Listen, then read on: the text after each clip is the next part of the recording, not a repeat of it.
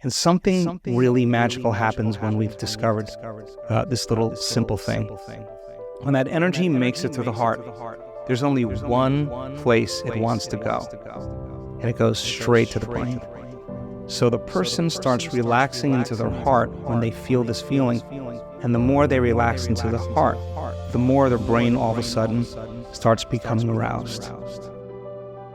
Write down all the things you were going to do to get to that vision, all the choices you were going to make, all of the experiences or goals you wanted to achieve, and all of the emotions and the joy you would feel. And when you were doing that, you were setting your sights towards that destiny. And then you did something really brilliant. You wrote down the choices you weren't going to make.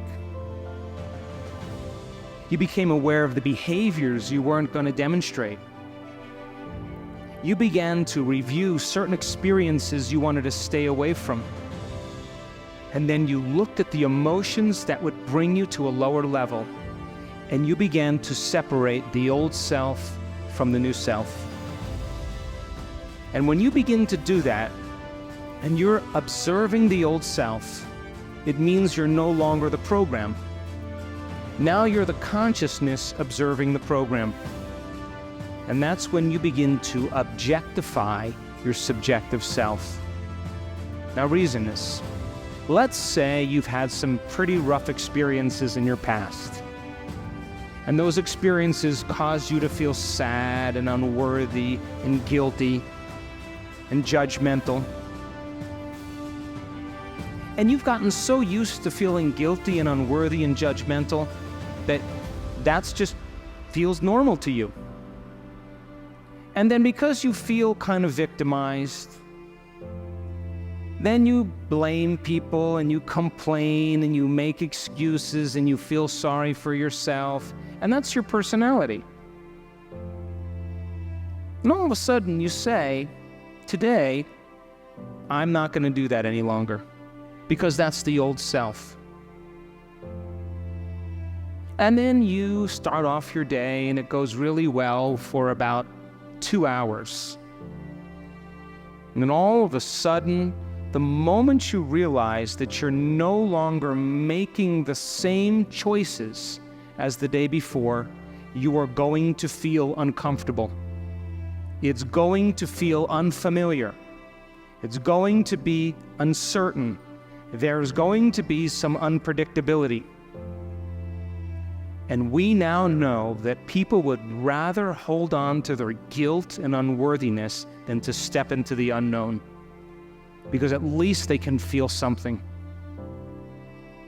And so the moment you stop making the same choices that you always make, get ready, because it's going to be uncomfortable. And that's the moment you are heading towards the new self. And we call it stepping into the river of change. You're going to want to quit because your brain's telling you that you can't do this. If you had the awareness to settle the body back down into the present moment, you would be executing a will that's greater than the program, because most people lose their free will to those programs, and it's that tedium in the beginning that is an uncompromising will, where you keep training the animal to stay, to take all of its attention off the environment, to get beyond all the cravings, the feelings, the habits of the body, the drives of the body, and catch yourself defaulting to that predictable future, bringing your body back into the present moment, siphoning energy back, your attention into the past based on those familiar emotions of the past. We've discovered that if you're willing to do that for just a few days, you could actually liberate an enormous amount of energy from your body. You go from particle to wave, from matter to energy, and you're literally transmuting those limited emotions into elevated emotions, and something really beautiful happens if you're willing to fire the crucible and sit through that long enough. All of these emotions move, that energy moves right up into the heart, and the person starts falling in love with life. They start feeling this state of gratitude, this gratefulness to be alive, this ineffable word of relaxed and awake. And something really magical happens when we've discovered this little simple thing. When that energy makes it to the heart, there's only one place it wants to go, and it goes straight to the brain. So the person starts relaxing into their heart when they feel this feeling, and the more they relax into the heart, the more their brain all of a sudden starts becoming aroused. And they start going into these elevated gamma brainwave patterns. Now, gamma is not unconscious. Gamma is actually super conscious. It's actually super aware. You're outside the program now. So when that occurs and the brain goes into gamma brainwave patterns, what we discovered is it's not a little gamma. It's not a lot of gamma. It's not a whole lot of gamma. It's a supernatural amount of gamma. And we start seeing these brainwaves where we see theta start carrying alpha, and alpha starts resonating with beta, and beta starts creating high beta, and high beta starts creating gamma. And you see these standing waves of brain coherence happening. And the person feels so amazing that they don't want the moment to end. The process of change requires unlearning and relearning. It requires breaking the habit of your old self and then reinventing a new self. It's what we say in neuroscience, pruning synaptic connections and sprouting new connections.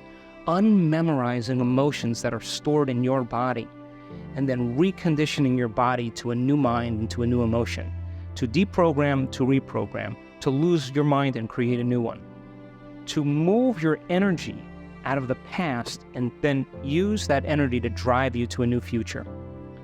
And so I saw what people did when they had spontaneous remissions. I saw 4 things that they had in common. All of them believed that there was a spiritual aspect to them, something greater that was giving them life that they wanted to connect to.